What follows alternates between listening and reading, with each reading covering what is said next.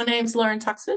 I'm an indie author. I am the author of the Nightfall series. It's a tale of like fantasy and magic and lies and love, along with some complicated dragons as well. So, yeah, ongoing series. So, stay tuned. What inspired the Nightfall series? Oh, look, I've had a very overactive imagination ever since I was really little, and I was so lucky to have some great teachers who really encourage that as well. So, hats off to the public school system. And I used to tell myself stories. I used to make stories. And I kind of put that aside as you kind of grow up and you're expected to be an adult. And it wasn't until I was like transitioning my career, coming to the end of one role where I was really quite far away from home, and I used to listen to a lot of music in traffic, like it's an hour and a half each way in the car. And I started to tell myself these stories. And these characters were having conversations in my head. I was still paying attention to while I was driving, but I'd park and I'd write down what I'd imagined. And sometimes it was while I was listening to music, but I think the characters just kind of came to me out of the genesis of those stories I used to tell myself as a kid, good versus evil, knights and dragons, magic, things that you don't really know that are there in the shadows.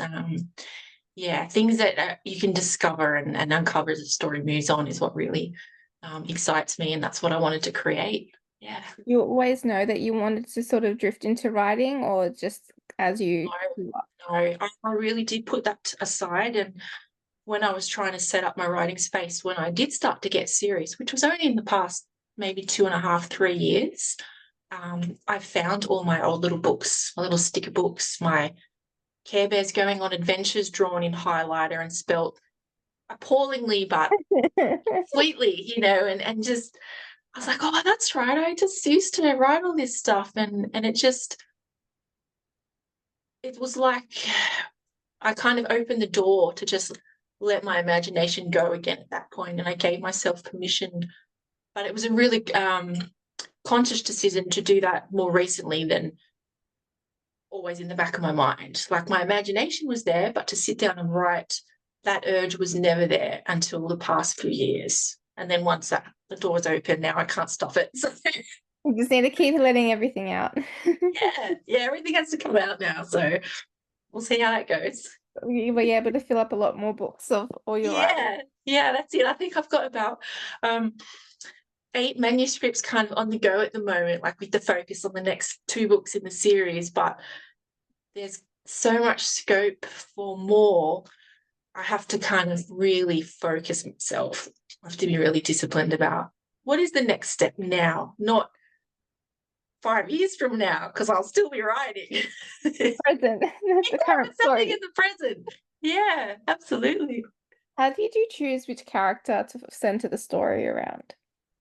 Well, my book it's written, well, both books, book 1 and 2 so far, that are written in multiple points of view.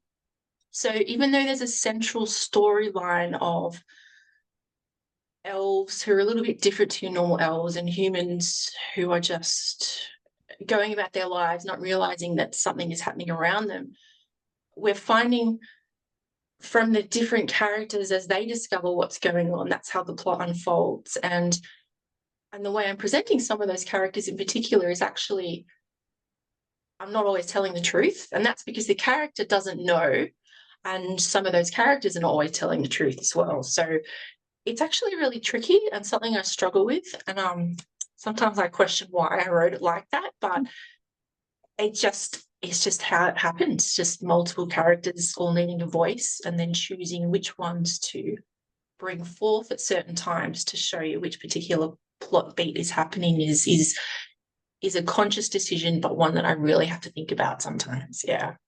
Are you more of a plotter or a pantser in that case, with your switching between Definitely the a plotter.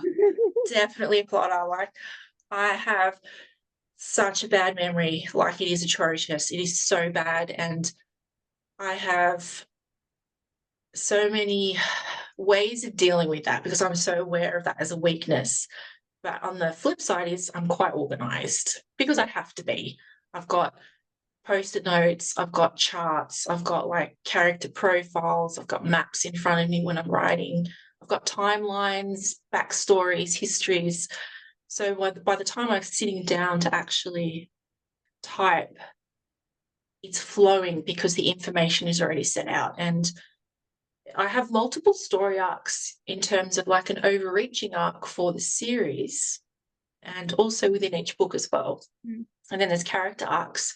So I have to know before I sit down what I'll be writing about. And I end up plotting the books and the series as well where the manuscripts link up because there are a few cliffhangers. Apologies. I don't like cliffhangers. Why have I written some? I don't know. Sometimes you just need them. Yeah, oh, thank you. Thanks for validating that because I question that sometimes. I need to kind of flesh out my story. So each chapter, when I'm actually doing a big writing section, has already been plotted out, and I know where the characters are, who's in the chapter, what they have to address. So I've kind of got a skeleton that I start with, then I flesh it out, and then I go back and polish it up. So each chapter is kind of like a 3-stage process, and that works for my Swiss cheese brain, really. Yeah. Whatever works to help the story get out. And has your process changed over the course of your 2 books, or it's been pretty much stuck the same? It's actually stuck the same because the once the ideas started to flow,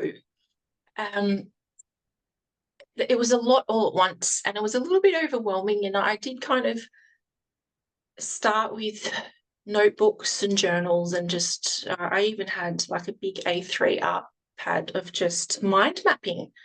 Not quite sure where the story was going to start and finish, or who the characters were, but the main pieces were there in a chart, quite a messy chart. And in the process of tidying that up and I guess narrowing down a timeline of events, that became the world building, and then the seasoned story kind of flowed out of there. So that was a tricky process to kind of start with. And by about the end of book 1, book 2 flowed a bit better because those 2 books were actually written together. It was going to be this massive, like, giant book, and then I was like, no, I don't want. You don't want like 5 kilos arriving in the post when you've ordered a book. I mean, you do, but you can't hold that. You can't eat your snacks with it while you're reading. So it had to be split. And but by the time that I got into that section, which was book 2, I was plotting easier with that process, the skeleton, going back to flesh a chapter and then polishing it before it went off to editing. So it little bit of a rocky start before I found that flow. So it sort of was an ongoing process for a while. At It least might change again. At least you sort of know how that your mind works and Yes. what best suits you as well, instead of like just going along like this isn't working. It takes forever. That's a lesson in itself, is to learn how your mind works. Like, that's a really good point that you bring up, knowing how your own brain and imagination works and accepting that. Yeah. My memory is terrible, but I'm organized. Okay, let's put that together. So it's fun in a way, getting to know yourself and just being really accepting of that, because some of the things I write, I surprise myself. Okay. How do you approach world and character building? You mentioned about the maps and the character profiles as well. Yeah, definitely. That's all part of it. It's an organized kind of accumulation of what I imagine, what I see, and what I hear. And I love epic movies and epic fantasy novels, and I very easily get immersed into those stories. So when I'm writing my own books, I'm always keeping that in the back of my mind. Like, there is a map next to my computer so I could look up and just see the physicality of the world. I go back when I'm doing the fleshing out of a chapter. I'm imagining myself there and making sure there's always sensory exploration in there, like what can they see, what can they hear, what can they feel, what's the temperature? How's the weather? Is it the clouds covering the sun? Is it windy? Is their hair blowing? So it's little details, what they're eating, what they're drinking. And it's not always pleasant things, but that's what a real world is like. Some things don't smell great. Some It people makes are, us connect. It makes us connect with the story and the yeah, characters as yeah, well. that's right. Yeah, that's right. Did you have a favorite moment to write in either book one or book two? Hmm. There were a few good ones. I think probably the mean parts. And when I say mean, I mean it's a mature story. Yeah. It's never too gory, it's never too violent. A lot of it is inferred. So sometimes when I'm inferring something's happened by what's happening in the background, I think it's about the first half of book two. There's a character named Caspian, and he's not a fan of bullies. And he finds a pack of bullies and he ignores them at first. Like, God bless him, he's up to no good himself, but he goes back and does something about it. And it's only a really small part, but it was a really delightful thing to write. You're like, yeah, they got what they deserve. That's good. But it did. Yeah, it kind of it's an open-ended, did he, didn't he? I mean, I know what he did. And I've had people ask me about what he did, and I just kind of, well, what do you think he did? What do you think? Have a guess. What do you Yes. think? What would Caspian do? It's a third. You should lean towards one way or the Yeah. other. Yeah. Yeah. That was really fun. It was good to take a really, I guess, serious situation and just, it's quite dark, but really play with the humorous side of how dark that really could be. Yeah. You need that parts of the books too, though, Yeah. to Yeah, we lighten do. it up a little bit. Yeah. Which of your characters do you relate to the most and why? In a way, it's probably going to be one of the more main characters, which is Fox, I think. And the reason he speaks to me without trying to give away spoilers is there's been such a transition in his life. There's been a lot of hardship, and I don't identify with all of the things that he's been through, but I identify with the self-discovery version. And sometimes we get so caught up in ourselves, in our own ego, that you kind of miss the lesson sometimes about who to be or who not to be, what choices to make and what choices not to make. And it's been a really interesting uncovering of his journey, and who they are at their core, no matter how they appear or yeah, who they interact with, I guess. Do you find it, couple perspectives easier to write than others? I think it depends on which character is chatting the loudest in my brain, and that changes. It really does. Like, there's a very, very chatty dragon. There's a character named Flair, um, and he's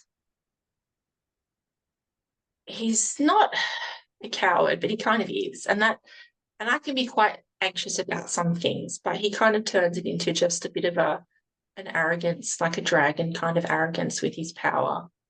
But he's very oblivious to that. He has a couple of people close to him, but not close enough that he would ever kind of expose his vulnerabilities. And writing something like that is a nice challenge to really get at the core of who the character is without giving too much away, because all of the characters that I'm presenting when you first meet them are not always who they seem, and they've all got complicated backstories. And when I'm sitting down to write a particular chapter, again, I have to go back to all of that planning sometimes to really think about sitting in their perspective before I can write it. But depending on what plot beat I'm writing about, it does change which character is more clearly coming through. channeling different spirits. I don't know. It's like sitting at the mediumship table with your crystal ball, and then all these different voices are coming through. So Who's the loudest to say, I want you to write me today? right, that's right. I don't write the chapters in order. Like I have written the end chapters of parts of books before I've actually written the middle, so I know where I'm heading, only because those characters and those events were happening more vividly in my mind at the time. And that kind of goes against my organizational sensibilities of trying to do things in order, because that's how I prefer it. But that's not always what happens. You want to do it in order, you're not doing it today. You're writing what I want you to write today. Yeah, that's right. It's like the weather. You've just got to kind of go with it, really. Yeah, It's sometimes really hard to do that, but it is. And that's a mystery even to me, how it or why. And I stopped kind of questioning it and just go with it. And hopefully it works. what you can really do at this point. Yeah. How has writing and publishing books changed the way you see yourself, if it has? It definitely has. I am an independently published author, so I've had to be really resourceful and ask for help, and that's really difficult for me. I think in some kind of arrogant way, I like being really self-sufficient, and self-publishing really calls to me in that way, but having to ask for help in terms of then you go to the editing stage or investigating I mean, yeah, being resourceful and outsourcing, I guess, and doing research. And because I am normally very good at just doing things by myself, I have to be very patient with myself, because I'll give patience to everyone or everything else besides myself, because like I think if I can do that, I want it done now. Yeah. Unfortunately, when you're writing a book that's like minimum 120,000 words, it doesn't happen now. It happens like down there, and I've just kind of be patient with the process, because it's a long game. Even writing novellas, it's an involved process. You know, there's your editing, there's your external packaging, like your cover, your branding. So the patience of all of that and learning the legalities of things, the copyright of things, it's an ongoing process, and it's interesting. It's hard, but the patience for me has been a great lesson. Did Great you lesson. always want to do in self-publishing, or did you have sort of an idea that you wanted to try At traditional? the very beginning of this journey, before I published, I did a lot of research into my favorite authors, and all of them are traditionally published, because I read a lot of fantasy from the 70s, 80s, and 90s, like Catherine Kerr, Guy Gabriel Kay. It's all behind me on the bookshelf here. Like there's just a lot of old school stuff, and I still read current authors as well. But the writers that kind of got me into reading were all traditionally published, and that's where I thought, oh, okay, that's how it goes. And you read up about it. You know, they send their manuscripts off to a few publishers. They either get picked up or not. Well, it doesn't work like that anymore. No. You need an agent. You need to send out, like, I don't know, 50 query letters, 100 query letters. It's a long process. And I think I came to self-publishing again because of that impatience. I was like, I think I can do it myself, so I'm just going to give it a try. And it's definitely hard. But the author course that I did, it was back in what year is this? 2025. 2023. It's an author boot camp with a New York Times best-selling author, and it was really good, because it was about 7 weeks covering very basic things like your plot, your characters to begin with. Then it got into, are you publishing for self or traditional? And it went into the pros and cons for each, and it was very neutral, and it kind of explained what are your challenges with each type of style of publishing, and could you be a hybrid published author as well? That's an option. But what are your challenges with each avenue? And the self-publishing was definitely a lot more involved steps, but potentially the timeline was quicker, and I went with that, and this is where we are, and so far so good. I guess you have more of the ownership of you can release your books when you want to, when you feel like they're ready, instead of having to wait for the publisher to decide when the best comes. That's right. Because when you're still a traditionally published author, you still have to do a lot of the legwork yourself as well. You have to do a lot of your marketing and social media interaction, and a lot of it is taken care of. But to my understanding, you're kind of almost as involved. You just kind of have less rights over your own work. I could be completely wrong, and I apologize to any traditionally published authors, but I'm still reading you, so don't hate me. Please. Sort of, you still have to do a lot of the work. You've got just a couple of other extra people to help you, maybe. That's right. That's right. And like, there are people whose jobs are specifically writing book blurbs. So, you know, that's a real challenge as an indie author to get to that stage. And how do I encourage a reader, one, to pick up your book, read the blurb and stay engaged with it, but then open it and think, oh, this sounds really interesting, because you can't reveal the plot, but you've got to kind of reveal the plot in a way to get them really interested. So there is a formula, but it's very tricky, and my hat's off to those people who do it full time, because I would just go mad. Yeah, I don't think I could do it. No. Are there any books or authors that inspired you to become a writer, or heavily influenced your writing style? Yeah, definitely. And I've prepared too.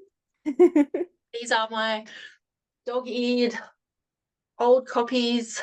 We've got The Chronicles of Narnia by C.S. Lewis and Catherine Kerr. Just epic fantasy at its best. Characters that live many lives. So she must be a very organized person. I'll cry if she says she's a pantser, because her books are like massive books. 17 books later in this series, which is kind of still going. It's an incredible world, and that kind of called both of those authors just the style a little bit. C.S. Lewis is quite chatty in a way in these narrative style, and Catherine Kerr is very lyrical in a really straightforward way, and I think I fall somewhere in the middle of that. Sometimes I use a lot of words to tell something very simple, and sometimes it's the opposite, and I think it's because of those two authors, basically. The fantasy genre is always like my go-to. I'd love to escape to a new world, and Lewis is one of my favorite authors. So excellent. And I think The Magician's Nephew, and I didn't realize this at first, he actually wrote this one after, because this is book one in the series if you buy it now as a book. It's a series of 7. But Lion and the Witch and the Wardrobe came first, I think. And then he went back and wrote The Magician's Nephew as like a prequel, but now it's released first, so you kind of read it first. But yeah, great stories.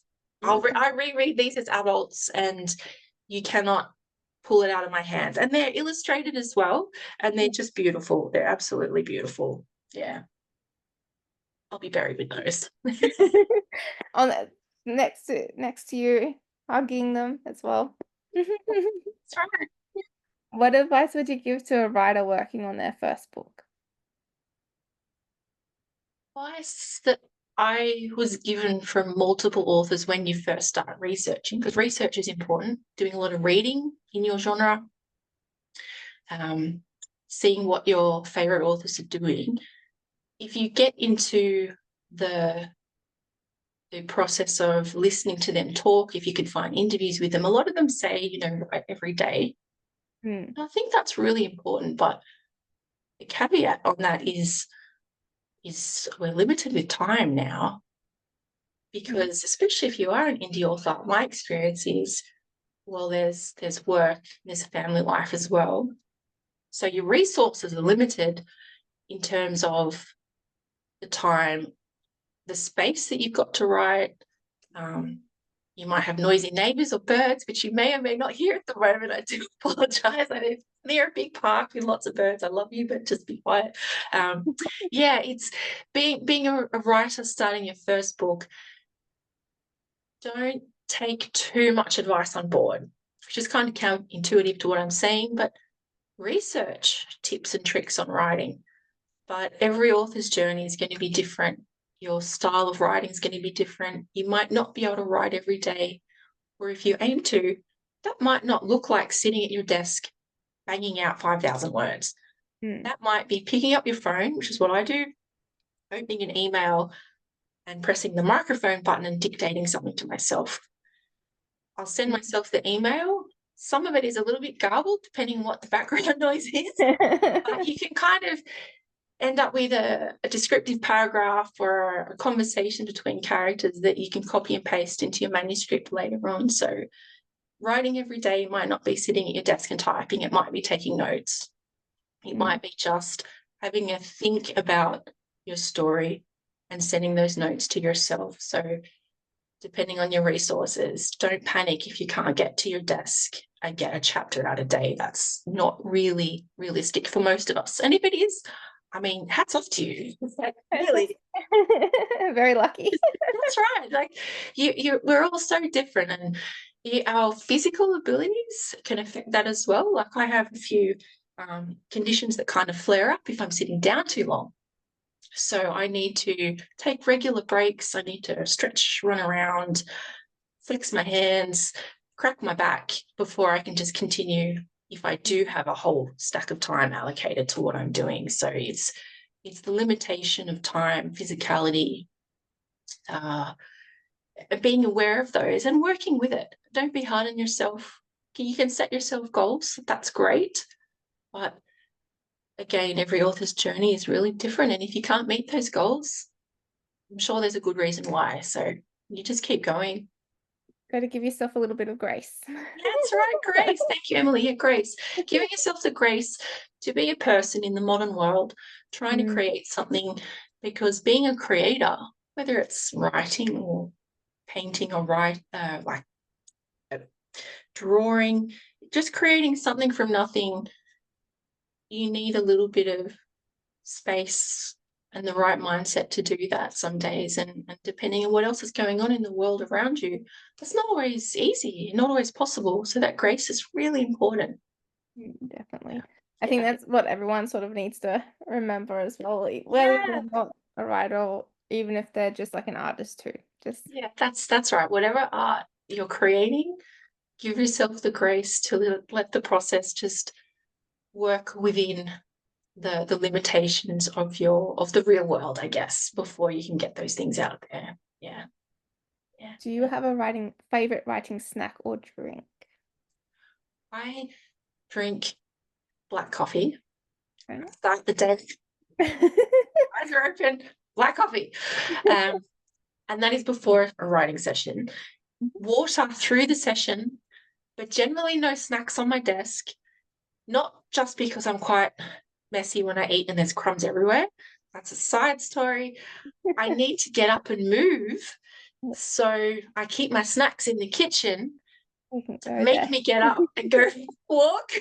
So it's like a reward, like a carrot and dangling in front of you and just kind of following that snack down the hallway because you know it's in the kitchen. So occasionally I'll cave if it's like a really cold day and I need like, I don't know, a cookie and a hot drink on my desk. But generally it's just water in like a screw cap so I can't accidentally spill it on my keyboard. But yeah, coffee, water, then snacks in the kitchen. It's usually a cookie, maybe a piece of fruit, generally something a little bit sweet for that sugar hit because we need the energy to keep going. You need the reward. That's right. That's exactly right. Yes. Do you play music while you write? And if you do, what's your favorite type of music? I do actually. I like listening to soundtracks, quite atmospheric and dark ones, mainly without voice. At the moment, it's been a few, I think, movies with like Hans Zimmer soundtracks. So you've got Interstellar, Then there's also Gladiator has a great soundtrack. One of the vocalists for the main, I think, theme song for Gladiator, her name's Lisa Gerard, and she's in a band called Dead Can Dance. And they've been around for decades and they make really beautiful atmospheric music. So sometimes that's playing as well. There's an Aussie artist, I think he's down in Tasmania, I could be wrong, All India Radio Band. He's got kind of like not a psychedelic rock, but almost like a Pink Floyd-esque atmospheric electronic, but still with his instruments kind of great ambient sound. And that's really good too. Sometimes it'll be a playlist because each of my characters has a playlist as well. So like if that character is not speaking to me loudly, but I actually do need to address something that they're doing, I'll play that to start with before I fully immerse myself into the chapter. So each character's kind of got their own theme song in a way, which maybe one day I'll share. Maybe not. Looks like anything new though. I'm always curious if authors write with music or not, and then if it's instrumental or got lyrics, because I'm like, I would sing along. Yeah, Right. that's true. I do. Like if there's music playing, I'm usually singing along if someone's singing and there's a vocalist. So that soundtrack without that is a more conducive to actually focusing on the voices that are on the page instead. Yeah. I would just think they would go into the dialogue for some reason. A random lyric will be there. Whoops. Tell that what I was listening to there. I'm a huge fan of John Farnham, so I can't really, put like, oh, it's a tense moment. We need to bring the pressure down. It's like, oh, no, delete. And my final question is, who has been the biggest supporter of your writing? Well, to family, once they realized how big this kind of journey was, everyone's been on board, which is great. But I think at the very beginning was my two besties, Steve and Gail, who allowed me to talk about it before they were really aware of the story in its scope. And I could start talking about random questionable things that characters were doing and not have them judge me too harshly, but still be very honest, which is great. But we've all got the same very peculiar sense of humor and a little bit self-depreciating as well, which is always welcome in my world. So yeah, and their nickname, or our communal nickname, is the Bruces, because we're all very, what's the word? I'm not going to say bogan. We're not bogans. No, we're all just of, I think there's a Monty Python sketch, that's where it came from, where everyone in Australia is called Bruce or something. And that's just how it came about, because we get silly when we're together. We've got different backgrounds, but we come together and we just have a laugh. And they're very interested in what I'm doing because of, hopefully, my particular humor comes through my characters in my books. And I think they respond to that as well and kind of give me the permission I need sometimes to go with that, because it is a little bit left field sometimes, and they're not humorous books, but the humor is there as part of the dynamic of keeping it engaging and interesting. Yeah, so the Bruces, I would say, best supporters so far. You need that, but though you need to have like your like I would say like tribe that's there to sort of like boost you up and like, yep, I get your humor. I agree with it no matter what. Yeah, no matter what, it's having them there, the friends and family there, just to let you keep going, because writing is a very solitary process. In essence, you're there either with your notebook, your typewriter, your computer, and your imagination, and then having to kind of emerge from that cocoon can be a really tense moment of just like the sensory overload, having to put yourself out there, having to set yourself up and market yourself shamelessly, because as an indie author, who else is going to, so you've really got to put yourself out there, and having the support behind you, whether it's your close friends or family or even your book club or fellow authors, is really important. So like you said, that tribe, it's just incredibly important to find and hold on to them with like tight, ink-stained hands so they don't go anywhere. They understand that you're just coming out and you might just need a little bit of time for the social interaction that's coming right towards you. That's right. That's exactly. We just need a little bit of a time, a little bit of transition moment just to come back into the real world and just decompress, debrief, and just share that with people who understand and just accept that and just be like, yep, here's a cup of tea, Loren. It's okay. Let's talk about this. You got time. We're all good. We're all good. We're good, exactly.